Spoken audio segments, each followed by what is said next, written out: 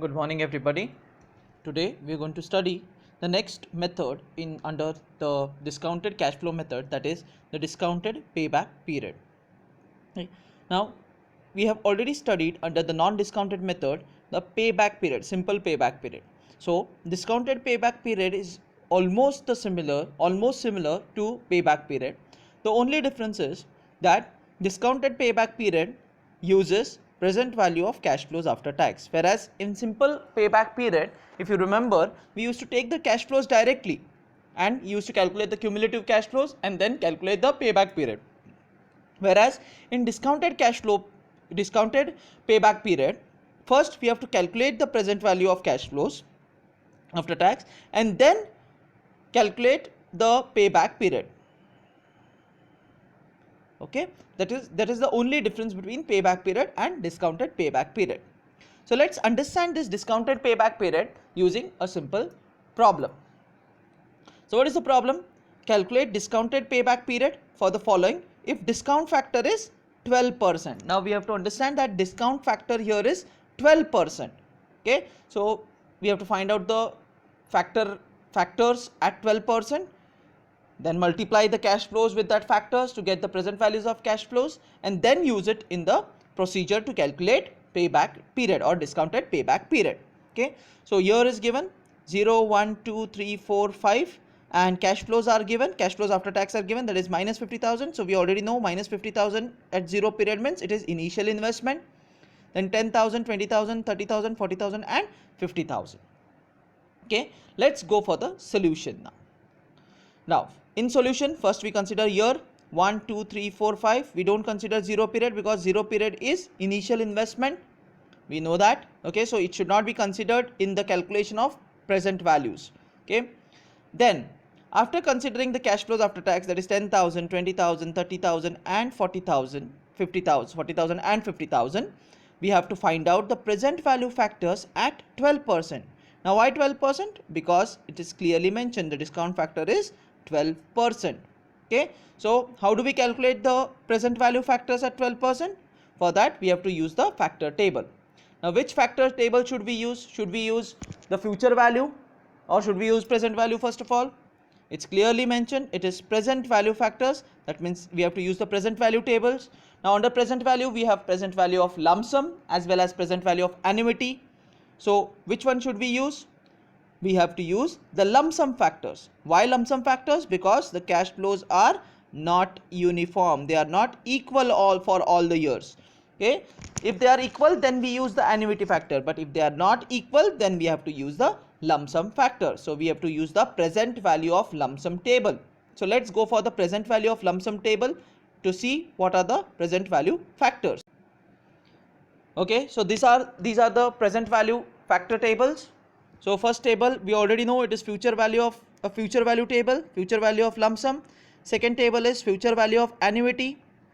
Third table talks about future value of single cash flow, that means it is future value of lump sum.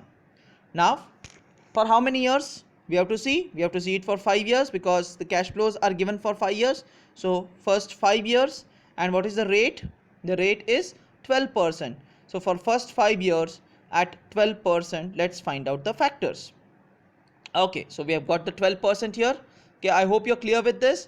First under period we have to see 5 years. Okay, so first 5 years we have to select and then we have to go to 12% to check the factors.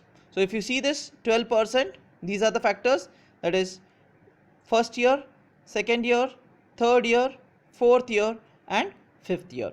Okay, so what are the factors now? First is 0.893. Since I have already discussed in the previous video that we have to take only 3 decimal points, so we have to round it off to 8.893. Second one would be 0.797. Third one would be 0.712.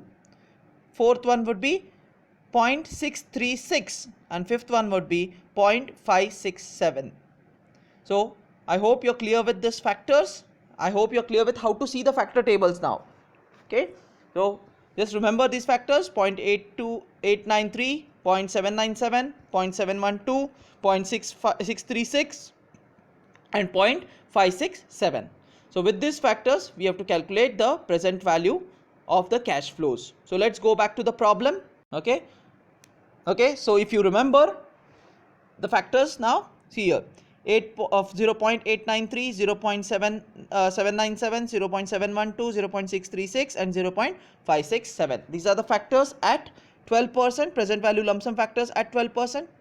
Once we get the factors, then we have to multiply the cash flows with the present value. So 10,000 into 0.893 is 8,930, 20,000 into 0.797 is 15,940, 30,000 into 0.712 is 21,360, and 40,000 into 0.636 is 25,440, and 50,000 into 0.567 gives you 28,350.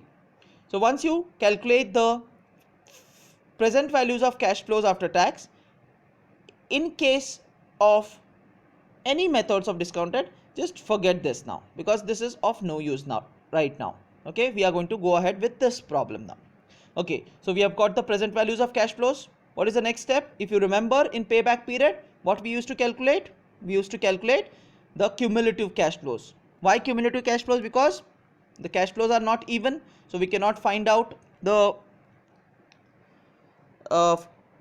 payback period using the formula. So we have to use the cumulative method. So first find out the cumulative cash flow. So 8,930, first year it remains the same. So 8,930 plus 15,940 gives you 24,870. 24,870 plus 21,360 gives you 46,230. 46,230 plus 25,440 gives you 71,670, and 71,670 plus 28,350 gives you 1,20,000. So once we find out the cumulative cash flows, the next step is find out in the cumulative cash flows whether your initial investment lies directly. So if you see the cumulative cash flows, no, we cannot find out the 50,000 value 50,000 directly over here. So ultimately we are going to get an answer which would be in fractions. I hope you're clear with that procedure also, which we have discussed during payback period.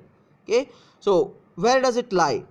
It lies between year 3 and year 4. So 3 complete years. So it is 3 years plus something. Okay, I hope you're clear with that particular procedure. It lies between 46,000 and 71,000. So the answer would be 3 years plus some months. Now how many months? Let's calculate that. Okay, so I hope you're clear with this 3 years first, because in 3 years we are collecting 46,000. That is the total of these three. Okay, is 46,000. So 46,000 is already collected. Now how much do we require more? Okay, so I've done this calculation over here. Okay, so okay, I'll just mark it properly so that you are more clear as to this solution. Okay, now what is the initial investment? Initial investment is 50,000, out of which in 3 years we have already collected 46,230 rupees.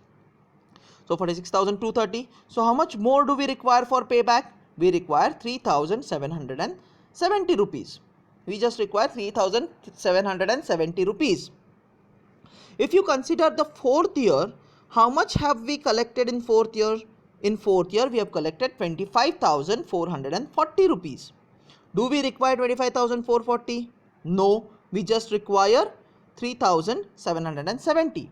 So how do we get 3,370 out of this 25,440? For that we have this particular calculation. So what is that calculation? We take the present values of cash flows after tax and months. Okay, so for 25,000, okay, for 25,440, okay, which we have taken it over here, we require 12 months.